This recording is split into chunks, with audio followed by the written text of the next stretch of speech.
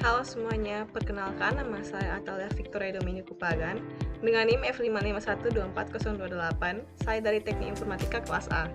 Hari ini, saya akan membahas mengenai masalah besar yang sering kali kita abaikan, yaitu krisis pengelolaan sampah di Indonesia.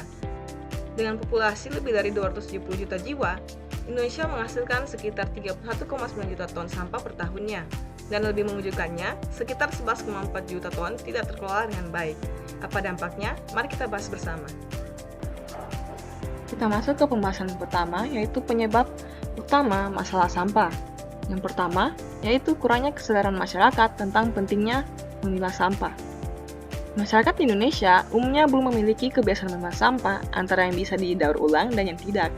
Hal ini disebabkan kurangnya edukasi dan kesadaran akan dampak sampah terhadap lingkungan. Sebagian besar orang masih mencampur semua jenis sampah, sehingga pengelolaan sampah menjadi lebih sulit. Padahal, dengan memilah sampah, kita bisa mengurangi volume sampah yang masuk ke tempat pembuangan akhir dan meningkatkan peluang untuk mendaur ulang bahan yang bisa digunakan kembali.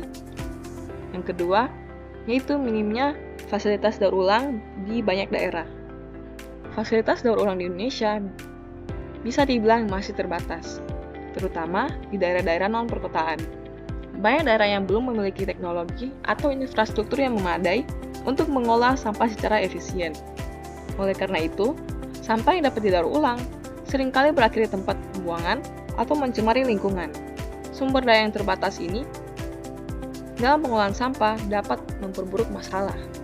Yang ketiga, yaitu kebijakan yang belum maksimal dalam mendukung pengolahan sampah berbasis lingkungan. Walaupun Indonesia telah memiliki kebijakan terkait pengelolaan sampah, seperti Peraturan Presiden tentang Pengelolaan Sampah, implementasinya masih lemah. Banyak kebijakan yang belum diikuti dengan tindakan nyata di lapangan. Pemerintah lokal seringkali kekurangan anggaran dan dukungan untuk membangun infrastruktur pengolahan sampah yang memadai. Selain itu, penegakan hukum terhadap pelanggaran sampah, seperti pembuangan sampah sembarangan juga masih kurang.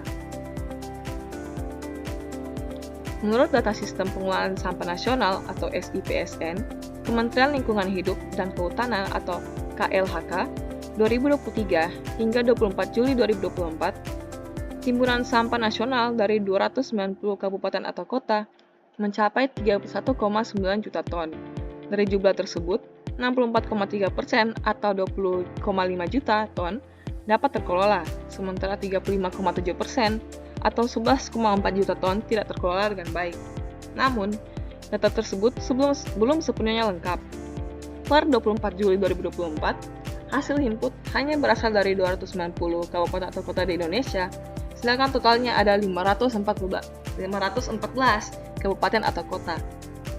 Merujuk pada Peraturan Menteri LHK Nomor 6 Tahun 2022 tentang pengolahan sampah, sampah yang berstatus terkelola tercatat masuk ke fasilitas pengolahan seperti bank sampah, pusat daur ulang atau PDU, pusat olah organik atau POO, maupun tempat pengolahan sampah terpadu atau TPST.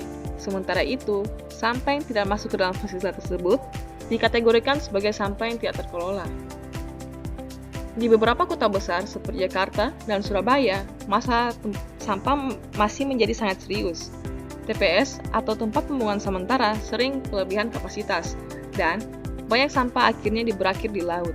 Bahkan, World Bank menyebutkan bahwa Indonesia adalah penyumbang sampah plastik terbesar kedua di dunia.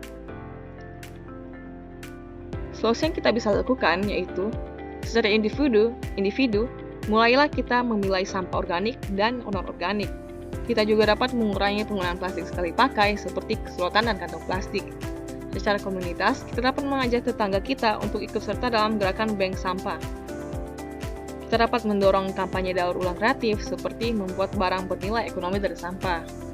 Dan pemeran pemerintah yaitu mereka dapat menambah fasilitas pengolahan sampah dan menggalakkan kebijakan seperti larangan plastik sekali pakai. Jadi, masalah sampah ini bukan hanya tanggung jawab pemerintah tapi kita semua. Dengan langkah kecil seperti memilah sampah dan mengurangi plastik, kita bisa membuat perbedaan besar. Mari kita jaga bumi untuk generasi mendatang. Karena bumi adalah rumah kita bersama. Terima kasih sudah menonton. Semoga video ini dapat bermanfaat bagi semua orang. Saya Atalia, izin pamit dan sampai jumpa lagi.